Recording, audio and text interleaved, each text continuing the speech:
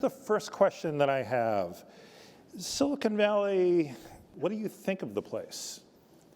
Oh, I think it's one of the most interesting places that's going on right now. I mean, that's why I wrote the book. I mean, I think what's going on right now in Silicon Valley, and that this museum commemorates in a way, is up there with, Gutenberg's printing press, with the Industrial Revolution. And I think it's a fascinating place to be.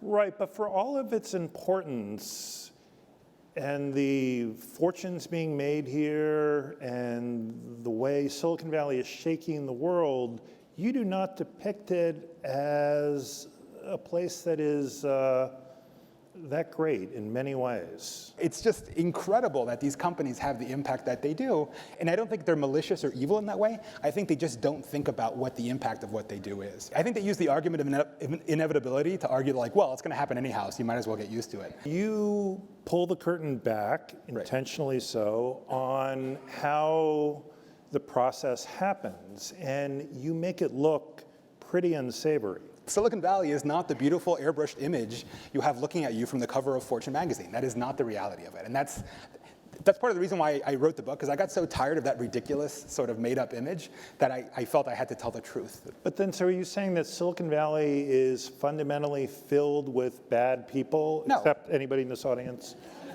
No, they're not bad. They're just morally indifferent, right? I mean, that's Morally indifferent? Yeah. I mean, the Marxist in me, right, which is hard to say, being the child of like Cuban political exiles who fled communism, says that this is like the ultimate end of like bourgeois capitalism, right? This is neoliberal capitalism run completely amok, right? This is like techno-libertarianism. I mean, this is the Thieliverse, right? To quote Peter Thiel.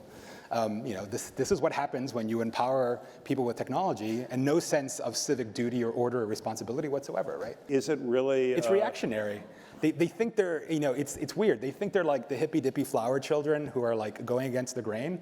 That thing is over, right? It's like a country club, and if you actually, crack the wrong joke or open a chapter with a Zuck and Cheryl meeting in which they're deciding to join Facebook's data to the outside world, right, which is going against every unspoken rule in Silicon Valley. Yeah, you'll get rejected. It's a surprisingly reactionary, old school, pearl-clutching, little Victorian old lady sort of world. They're not rebels. They're not, unorthodox rabble-rousers. Not at all. It's way more cloak and dagger, and it's all hidden, and nobody ever talks about it. That's the thing.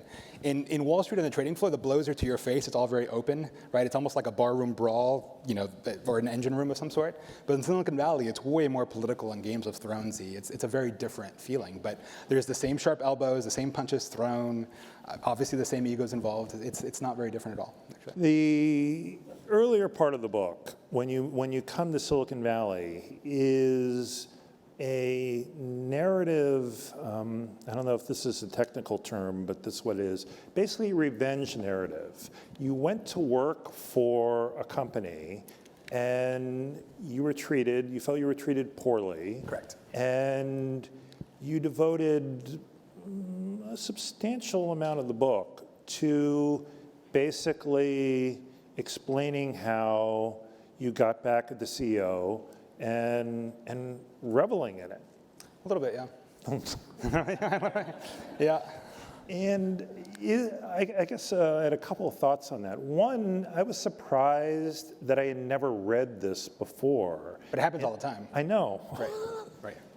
But so, is no one brave enough, wild enough to commit things like this to print? Yeah, I mean, this is one of the secrets of chaos monkeys, right? I mean, to many of those who work in tech, you're going to be nodding as you go along the book. And the reality is, maybe I phrase it better than most people would, but I don't think there's a lot of like completely original, aperçu in the book that, perceptions that I had that nobody else has had, right? I mean, the reality is, all that I say about Facebook's culture, all I say about the startup world, it's things that every tech insider actually knows, but few people are actually reckless enough to commit to print, right?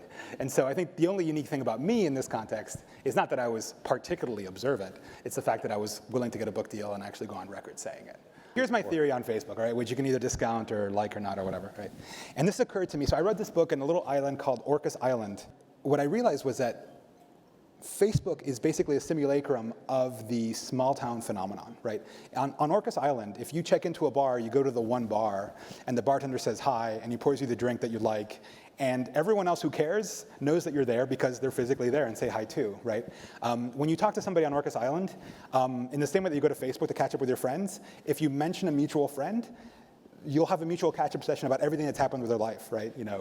So-and-so's aunt who's in the hospital, so-and-so kid in school, whatever, right?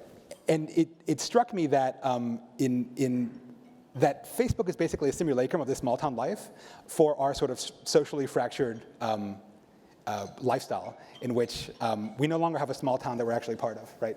And so that's what Facebook sort of fills in for. Facebook kind of creates that for the modern era. I mean, that Facebook is that small town in this phone, right?